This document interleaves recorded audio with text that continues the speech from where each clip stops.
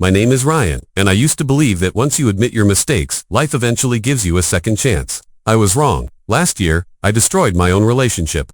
There's no excuse for it. I betrayed the woman who stood by me for 8 years.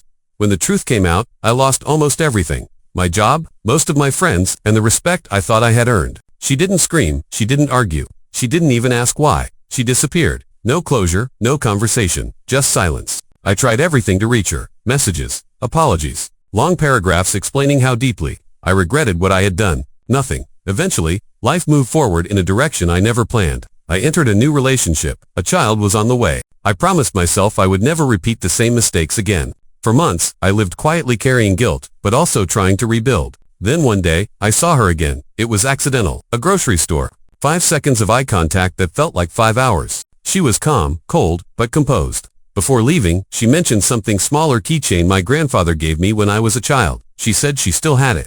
It's not important, she said. But if you want it, come by Saturday morning. I hesitated. Life was complicated now. But that object meant more to me than she probably realized. So I agreed. When I arrived, she invited me inside, just for a moment. We talked. Not about getting back together, not about blaming, just closure. I apologized. She listened. She wished me well. And when I left, she hugged me. That was it. No drama. No hidden meaning, at least that's what I believed.